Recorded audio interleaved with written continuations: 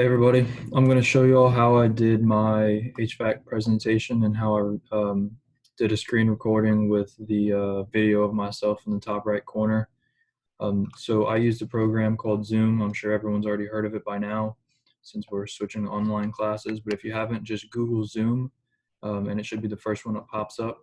Now you don't have to download it, you just have to make an account and you should already have one made for you or that's accessible through LSU. So you can just use your LSU ID, or you can make a new account with Google or whatever your preference is. I'm going to share my screen with y'all so y'all can see that.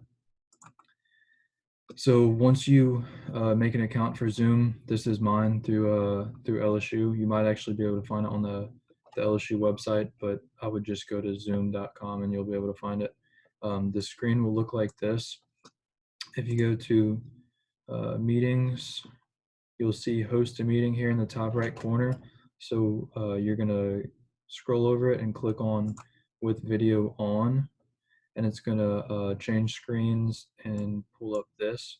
You're gonna click open Zoom and it'll pull up a video of yourself as like the main meeting screen, I guess. It'll look exactly like what my screen looked like when I started the video. I'm gonna cancel that since I'm already on Zoom. And let's see, from there, when you're on that screen, I'm going to stop recording, stop sharing.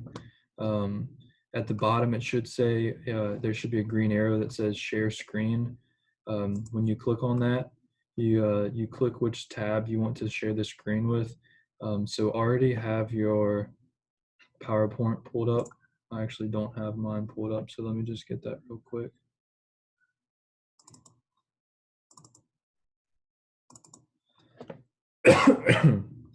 Excuse me. All right, so once you have your PowerPoint pulled up, you go to share screen and choose the PowerPoint screen. It should pull up like this. Here's my PowerPoint. Next, you're going to want to go to slideshow. And from beginning, so before you start recording everything, I'd suggest being on this screen just so your video starts like this. Just looks cleaner. And what you're going to want to do when you get here is if you move your mouse to the top of the screen, I don't think y'all can see this as it happens, but you move it to the top and a drop down bar will come down. At the very right, it says more.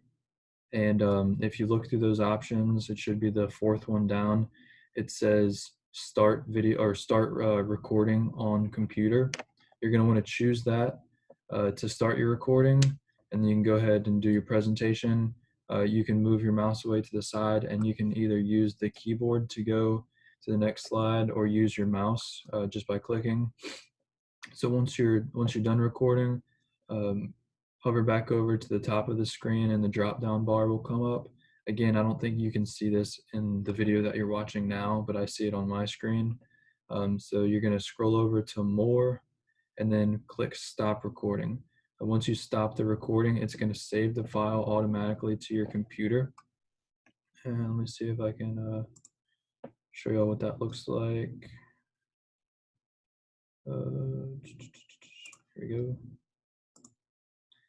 All right, so it should come up like this. You'll have all of your documents and it'll save under a new file called Zoom. Once you click on that, it'll show all of your recordings. So here are mine, and it's gonna look like this. Why? I don't know why it has two, but it's gonna have two. I always click the bottom one, not for any specific reason, but I click the bottom one and it'll start converting your recording. I'm going to stop it just because I don't need to convert that one. But once you finish the conversion, it should only take a couple minutes. It's going to look like this. It'll have audio only, playback, and Zoom. The one you want is Zoom_0. I'll show you all what that screen looks like. Let's see.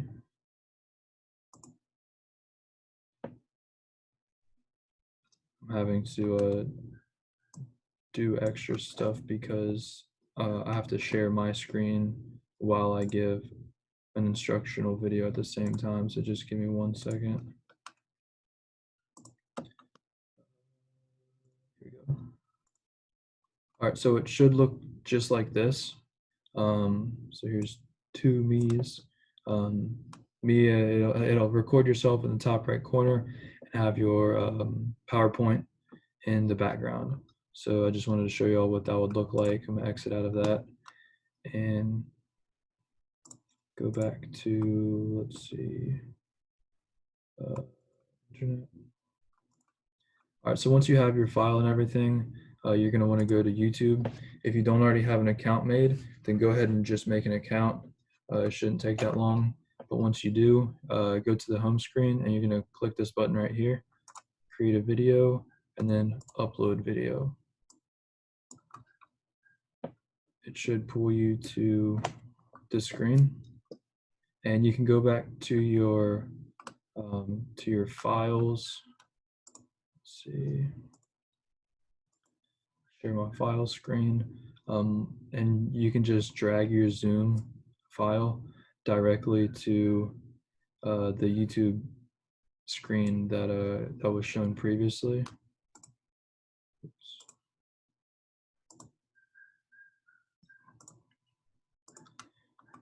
Okay, so it should look like this. Once you dragged it in, I couldn't show both screens at the same time. Sorry about that.